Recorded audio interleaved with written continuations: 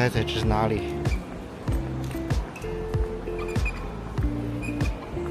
去办值机，乘坐的春秋航空，托运完行李去过边检。现在没什么人，出境手续特别快。来到了候机大厅，大连这个机场就在市区，特别近。一碗牛肉面58。我觉得现在就是北京那个大型机场好，里面那么多吃的，跟市区是一个价。大部分的机场，国内的都比市区要贵好多。它这个机场竟然还有点热，没有空调可能。哎，在北京歇了2个月，想出来，就是想不好去哪儿嘛。后来之后，突然有人就说，那还不如你去北海道呢。大连应该是去日本最近的国内的机场了。我想查一查，哎，没想到大连一查果然便宜。我从北京转机的话，大概是1700。然后从大连的话飞过去的话是1200，便宜一点儿，那便宜400多吧。后来我想想，那既然能便宜400多的话，那我从大连飞也挺好的。哪怕我从北京到大连还要坐火车，那我还可以在大连玩几天。其实像我以前出去旅游的话，我也都会查机票。如果是中转的话，我也会查查能不能分段订。因为旅游嘛，你如果说是直飞过去肯定贵，你这个中转的话呢，其实时间蛮长的。那你既然这样的话，你不如在中转地能停留玩一下。所以现在其实有很多这种技巧，有些地方的话你可以定成2程，然后中间还可以玩个几天。我一般都是这样啊。所以我想想呢，从北京到大连玩几天，然后从大连飞也挺好的。说到这儿哈，大家可能就觉得，哎，我去大连是不是找那个虎子去玩了？其实虎子是我到大连的时候，虎子已经离开大连了。所以你看我视频里是没有唐伯虎的哈，他就已经离开大连了，那视频滞后一点。所以我就是，但是大连的话，其实我最早想多玩几天的，但是当时我一看那个天气预报，大连一直下雨，就是下雨你出来玩肯定不舒服嘛，所以我就想天好一点，但是后来一直等2天还都不好，没办法了，那我说干脆就是过来得了，那这样我把大连的想玩的几天时间就给压缩了，这也是我选择从大连飞日本的原因吧，就是一个是机票便宜，另外一个我可以在大连玩几天。以后你们如果出行的话，其实也可以这么考虑，因为很多国际旅行的话都是很远，而且说你想买便宜机票都会转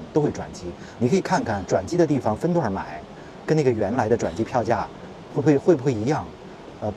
国内机票的话，你往往转机比那个可能直飞的哈还便宜很多，但国际航线不一定，国际航线不一定，就是有的时候反正你要查，我就意思你查查，这样的话你旅行的话在中转你可以玩几天，你比如说哈你要去欧洲玩。或者比如去土耳其玩等等，你可以查一查。如果不是直飞的话，比如从哈萨克斯坦飞转机，那你还不如在哈萨克斯坦停一下玩几天，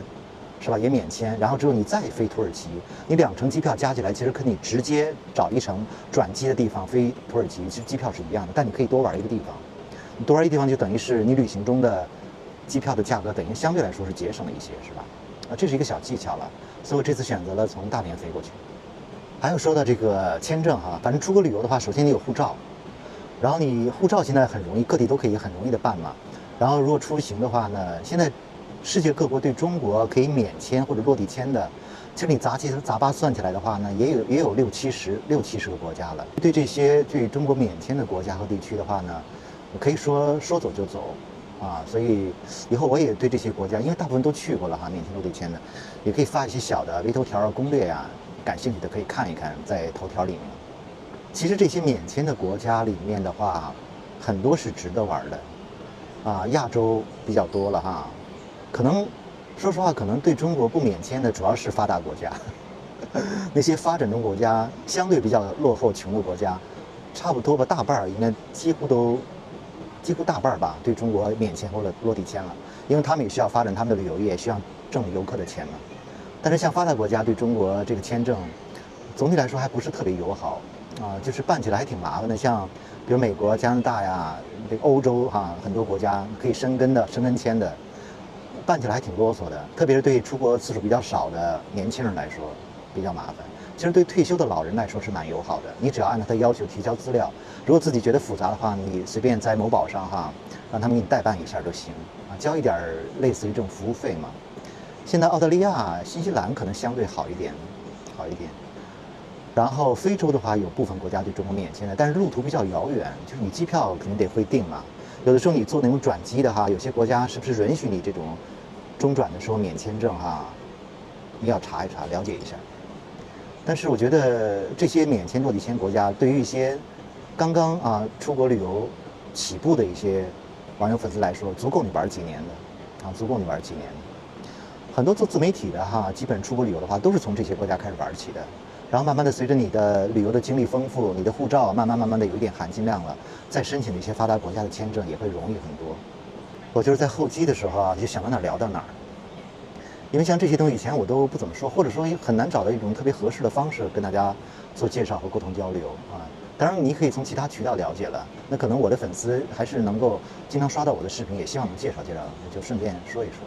然后我这次去日本呢，也多拍一拍这个。我拍这些东西并不是为了说去像有些人想象的一定宣传去日本旅游，不是这个意思。你看我之前去我都没有谈那个风景以外的任何东西，对吧？这次呢也是有些网友确实我看到很多留言都希望说能介绍起这些东西，有些人的话也特别想去日本旅游，那我想呢干脆介绍介绍也可以因为确实从日本来说呢，客观讲一个是真的是很安全，作为一个自由行的游客来说，那很难找到一个国家比日本安全的了。还有一个离我们国内那么近，坐飞机你像我从大连飞到日本就2个多小时吧，所以很近，比去国内一些远的城市时间还要短，是吧？然后日本的签证总体来说在发达国家里对中国是非常友好的，很容易申请到3年5年签，而且签证相对来说是要容易得多、简单得多。另外就是确实这些年日本日元贬值，就感觉就是去日本没有那么昂贵了。你要知道去发达国家没有便宜的，你像欧美，包括像新加坡，甚至像我国的香港去都是很贵的从住宿尤其是住宿，真的蛮贵的。日本相对来说，吃饭跟中国的大城市几乎差不多，然后机票也便宜，相对来说交通，很多人说它交通费贵一点，但是如果你有经验的话，其实它有很多方式能够降低你的交通费用，无论是坐火车、坐汽车还是坐室内的公交车。如果你有一定经验的话，其实这个相对来说也不是特别大的负担。然后住比国内的这种大城市呢，感觉稍微贵一些，但实际上如果你经验丰富的话，其实你像我去住的话，真的就是住这种标间200-300的很多机会，几乎大城市都可以的。而且如果说你一个人出去的话，觉得一个人，而且它有个好处就是一个人住的酒店，它按一个人的价格给你计算，就同样一个标间，你一个人住跟2个人住价格不一样，一个人住比2个人住要便宜，好像这个在世界各地只有日本有这样一个优惠吧。所以像我一个人旅游的话，我就觉得蛮好的。当然它也不是纯粹就是1/2的价格，但是比如可能会1/3，那2/3吧，这个价格也蛮好的，是吧？这个对一个人比较友好。另外日本的还有很多其他选择，第一个就是说它青旅特别多，而且日本的青旅几乎是全世界最干净最舒服的青旅，而价格的话也不贵，便宜的大城市的青旅有几十块钱的，你在欧美国家青旅都动辄300-400，200多都不多，但日本有不到100的青旅。我这次我也准备琢磨着是不是能住个1-2次青旅，大家看一看日本的青旅我不行在北海道住1-2次看一看。另外它有那种日本的民宿，日本民宿很多都是那种日式的，是吧？就没有床，就给你一个床垫子或者是铺盖卷然后之后你看你几个人住，是吧？有时候一个房间能住4个人，那这样相对于来说就能够把这个住的费用又降低了，因为它一个房间里面就相当于是一个大通铺嘛，是吧？你合下来一个人几乎就是一个青旅的价格，但是你相对来说比较私密，朋友亲戚一块去的话，你就可以住一个4人间的打一通铺，反正都是亲朋好友也不怕。但是基本上一个人的费用相当于青旅的费用，就非常好。当然这些有很多小技巧了我随着这次日本的旅游的话，有些东西尽量跟大家亲身体验和解释一下，这样的内容大家感不感兴趣？到时候也看一看